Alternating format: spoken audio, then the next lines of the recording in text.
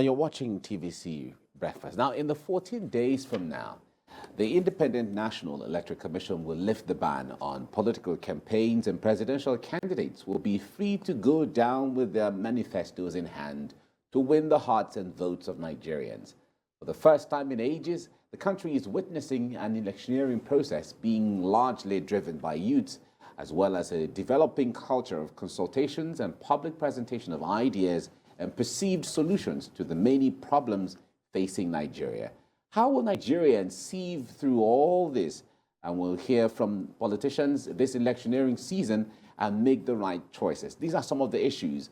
Does emotional intelligence have any role to play in all of this, considering the issues of hate speech sometimes, fake news, and misinformation and disinformation? These are some of the issues we're talking about. So, performance coach and managing partner of I Am a Champ Limited, Abiola Champ Salami, joins us now to answer these questions and even more. Abiola, good morning. It's good to have you join me. Good morning. Thank you for having me. It's a great day. Great. Now, we are approaching elections, and I wonder what emotional intelligence got to do with elections and campaigning. Can we break the ice from there? Okay, great question. Great question. You know, there is emotional intelligence, and there is a concept that I need to introduce into this conversation that is critical. It is nation building. Because the purpose of election should be for us to sift and bring out the right candidates that will help us to build a nation. But for the most part, we don't focus on nation building. For the most part, people just focus on perhaps who looks more like them, and so we divide the country into three, as we have seen with the candidates. We divide the country into three, and you find people talking about ethnicity, rather than talking about competence and what people can really deliver, to build the nation. And I would like to quickly define nation building. That it's the process whereby a society of people that have diverse origins, diverse histories, languages, culture, and religion come together within the boundaries of a sovereign state with a unified legal dispensation so that they can develop that country, right? So emotional intelligence is or should orient us that we shouldn't just make our choices, based on ethnicity. We shouldn't make our choices based on hearsay. We should make our choices. We should be in control of who we choose to lead us going forward. Emotional intelligence orients us that when fake news will be rampant this season, right? There will be a lot of propaganda this season. Emotional intelligence orients us that so that we can choose to know what the right thing to say and the right thing to do. Emotional intelligence also helps us to know to choose the kind of news that we broadcast.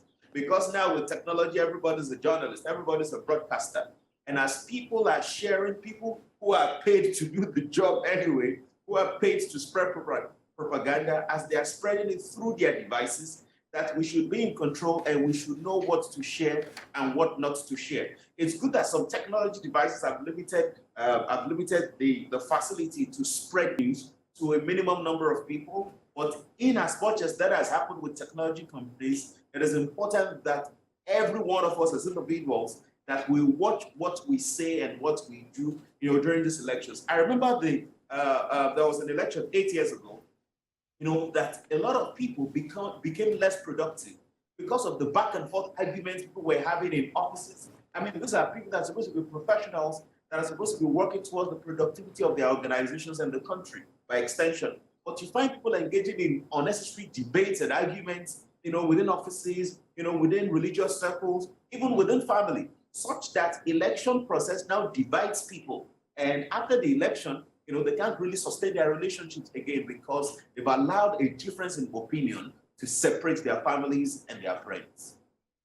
So, does that go to show that perhaps a lot of persons are not perhaps self-aware, which is one of the domains of emotional intelligence, or perhaps that a lot of Nigerians haven't really understood what the essence for emotional intelligence when it comes to their choice of candidates? Great question. That's a great question. You see, self-awareness makes us know who we are truly. And by who we are, we're not talking about our gender, we're not talking about our ethnicity, we're not talking about our religious beliefs. We're talking about our strengths and our areas of improvement as individuals. So as a Nigerian, as you are watching me now, you know that when you open your mind to some kind of news, some kind of information, that you may lose control, that you may lose your mind, that you may become really afraid, that you may even be angry. And what you want to do, if you know yourself to be that kind of person that is triggered by propaganda, that is triggered by some kind of news, what you want to do to have control is to make sure that you prevent yourself from even consuming that content all in the first place.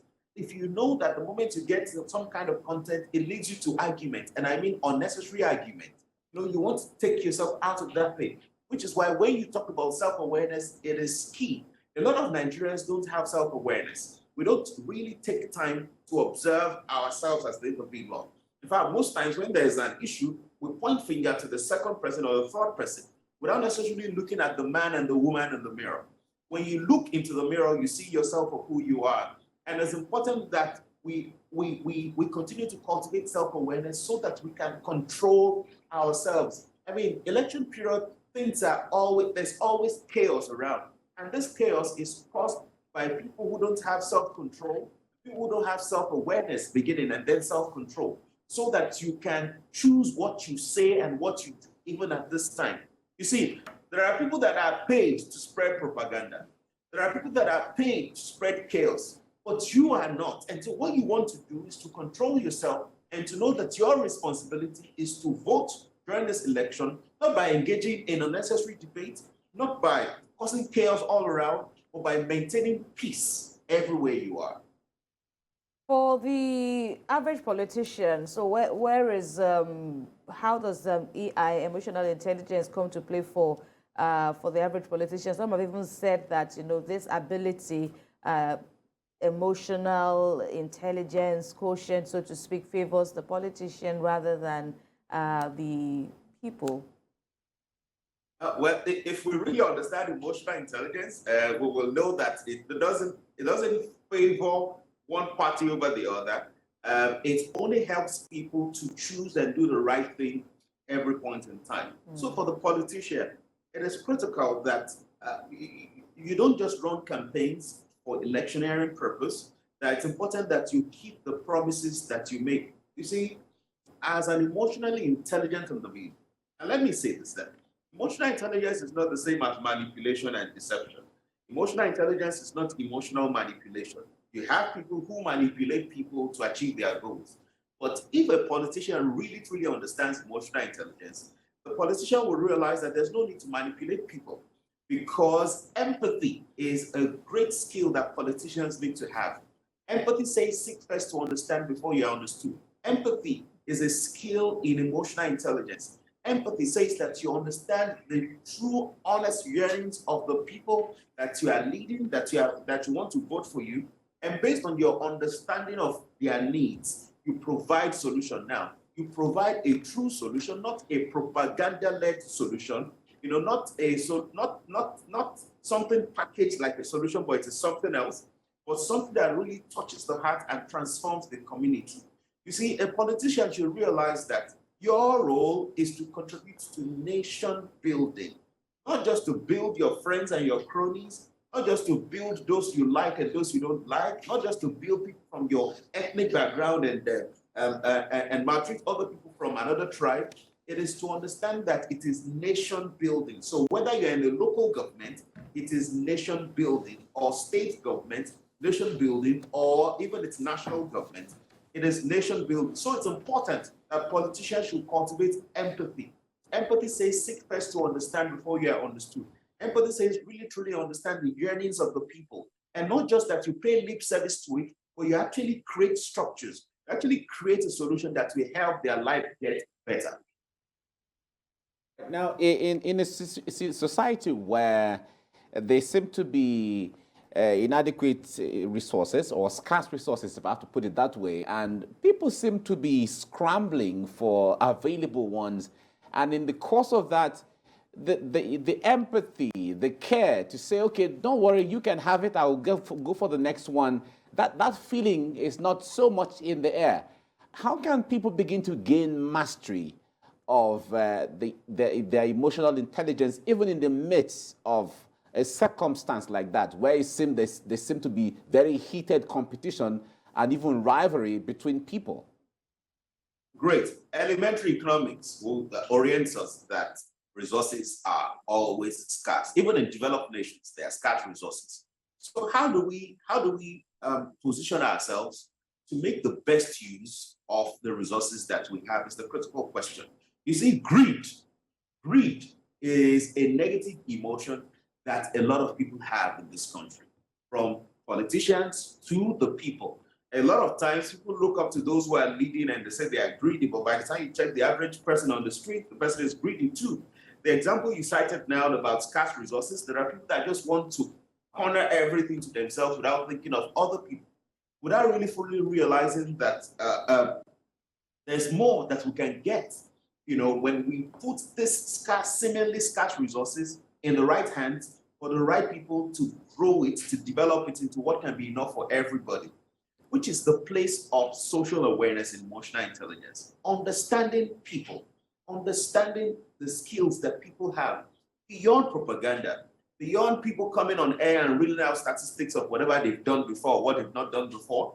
You know, what is the true thing? What is the real competence of people? You know, how can they deliver on their campaign promises such that these scarce resources we are talking about can be fully maximized?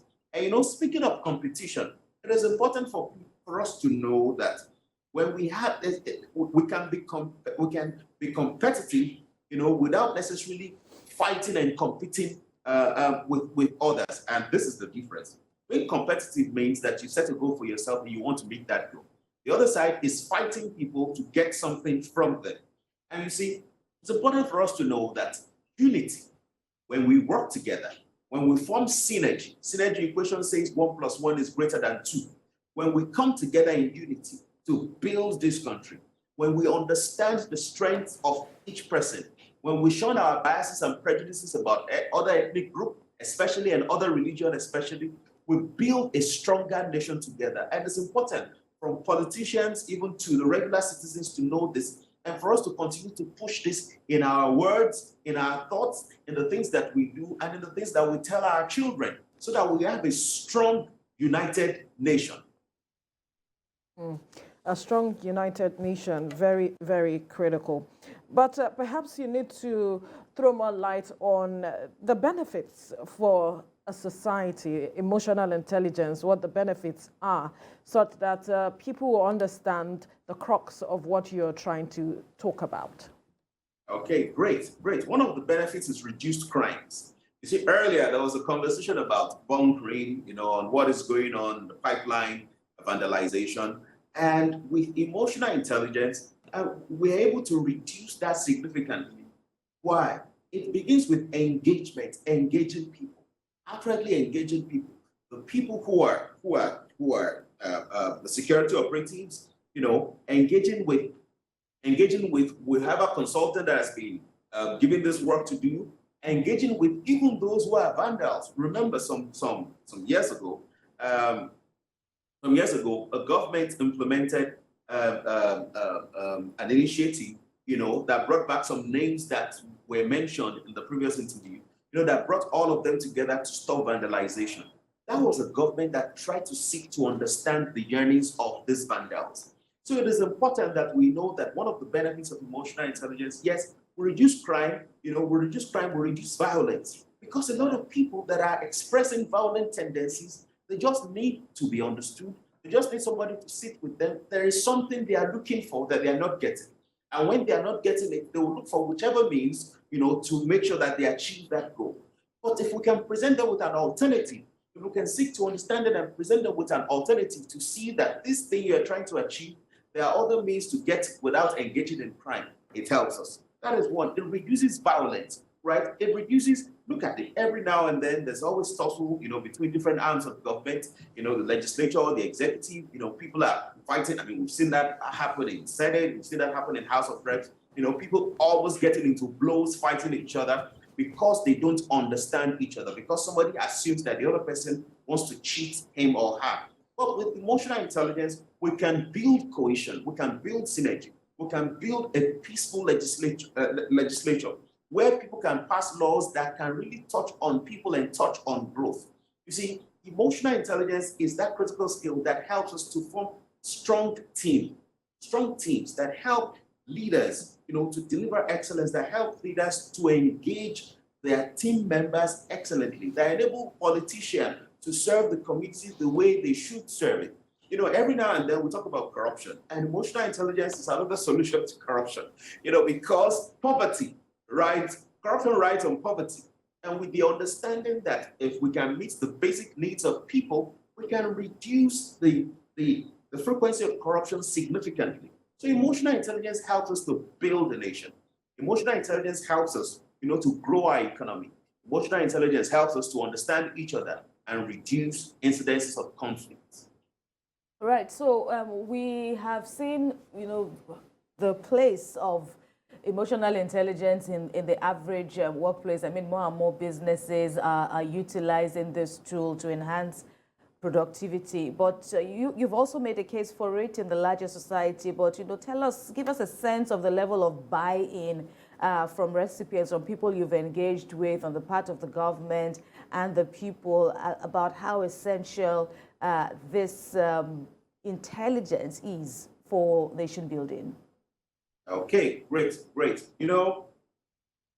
Look at every now and then, people talk about the reality of not engaging and empowering women, right, to participate in electoral process, to run for elections, right? And it is part of the lack of emotional intelligence, that has not helped us to fully appreciate the strength of women, the contribution of women, the difference women can make even when they are given the chance to lead, right? And in our engagement, we've worked with people and we've seen women who continue to thrive, not just in their careers as professionals in the workplace, but who also develop the courage to go out there to make a difference even in politics, who attempt to run for election, who are pushing the envelope even in public service, right? And that's a great thing about emotional intelligence. Somebody said that courage is not the absence of fear, but the willingness to continue even in spite of that fear. And emotional intelligence has helped a lot of women that we work with to develop the courage, to start achieving things or start delivering greatness on another level. Recently we launched what we call the peak performing woman, and that vehicle we use it to develop the skills to engage, to empower women to become nation builders. So it's a critical skill. And you find women, who are courageous enough to stand up to say, yes, they want to run for office. You have women, who even within the political, even within the public service that they are delivering outstanding results, something better than who they were before, appreciating, and applying emotional intelligence in the work that they do. So it is critical in government. It is critical as a society. It is critical in the workplace. All right. From what you have said, emotional intelligence has a lot to do with empathy. And talk to us basically in the society where we are so religious people, either as Christians or as Muslims. Some of these empathies are what the religion preaches to all of us and all of that. But how does emotional intelligence differ from what religion or religious obligations make us face, or what is expected of us? Fantastic. Great question. You see, for the most part, what we hear in religion says care for other people, love them, right? Empathy brings all the religion, brings everybody together, every human being together. Empathy is saying that if I am Muslim and you are Christian, I should not see you as my enemy, whether in what I say or what I think, or in what I eventually do, because that's one of the reasons our country is polarized. Empathy says that I should seek to understand your point of view. Understanding your point of view doesn't mean I now agree with you, doesn't mean you're now winning me over to change my religion, for example. It only means that I understand and respect your opinion. You see, emotional intelligence empowers us to understand and respect the opinions of other people. There are people that can only relate effectively with people of their religion. The moment you put them with people from other religions, they cannot relate effectively. They cannot deliver greatness together. They cannot build a nation together. There are people that can only relate effectively with people from their tribe. The moment you take them out of that and you bring other people from other tribes, there's chaos, right? And this chaos starts from the way they think. There are biases and prejudices that people have about other religions. There are biases and prejudices that people have about other tribes. There are biases and prejudices that people have about other gender. And you see, these biases and prejudices stop us from building our nation. These biases and prejudices stop us, even in the workplace, from getting the best from the people that we are working with. But with emotional intelligence, we can better understand people. What is a prejudice? Prejudice is that you are judging me before you even know me, before you even understand my point of view. You have formed an opinion and you are carrying through with that opinion to do everything else you're doing. With emotional intelligence, we can be more united. With emotional intelligence, Yorubas can understand Igbos and work effectively. Hausas can understand Igbos and work effectively. Hausas can understand Fulanis, can understand Yorubas and work effectively. Everybody can understand each other and work effectively, dealing with our biases and prejudices for each other. And that is a strong thing with emotional intelligence. If we want a united front, if we want to build this nation, it is important that we embrace emotional intelligence all through the country. All right, we're wrapping up now, but let me throw this in before we leave. Recently, we understand you were awarded a doctorate degree. Congratulations on that, but talk to us about that basically, because this will also go a long way to encouraging so many young people, because we note your doggedness over the times. Well, thank you very much. Yes, it was last week I was conferred an honorary doctorate degree by the California Metropolitan University. It's a doctorate in behavioral modification and performance improvement. It's an appreciation, I would say, of what we have done over the past 10 years, deploying emotional intelligence and inspiring people to deliver excellent performance in their vocation. You know, one, I am humbled to have received that honor. A friend of mine reached out to me to remind me that 20 years ago, I used to introduce myself as Dr. Abiola Salami. We were in school there, we were in uni there. I did not envisage that an honor would come later on by commitment to the work that we are doing. So I'm humbled and privileged. And it's also an encouragement to everybody out there that whatever good thing that you are doing, that stay committed to it, keep pushing it, keep building this nation in your own corner. You don't need to have political office to make a huge difference yet. Wherever you are, you can continue to make a difference. And of course, in the course of making a difference and helping people to get better, recognitions will come. Recognitions will come. So thank you once again to the California Metropolitan University for the honor. All right. Thank you, Dr. Abiola Cham Salami. Well, now that you say that. It's really interesting. Thank you so much. Congratulations. Right. Thank you. Congratulations. Thank you. Have a great day. Thank you very much. Thank you. Yeah, right. thank you. Okay.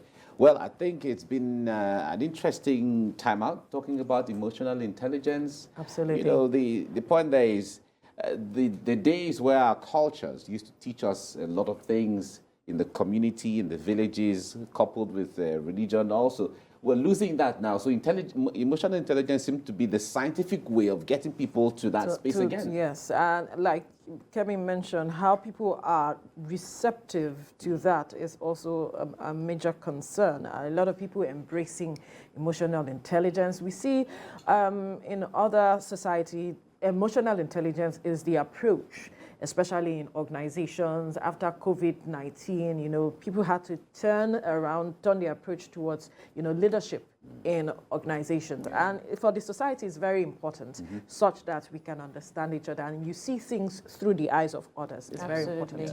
Absolutely. It's all for the greater good. And if you come to think about it again, you just find out that it may not even be something that needs to be taught. Some people have that innate ability, you know, to see things through that kind of, you know, superior mindset, while some it's inbuilt. So they've always look out for themselves, look out for their brother, not knowing that, of course, it's not just the one that comes from your tribe that is your brother. Indeed, Anybody. This is a nation, everyone. and so that's enhancing of nationhood is really critical at this time. Absolutely.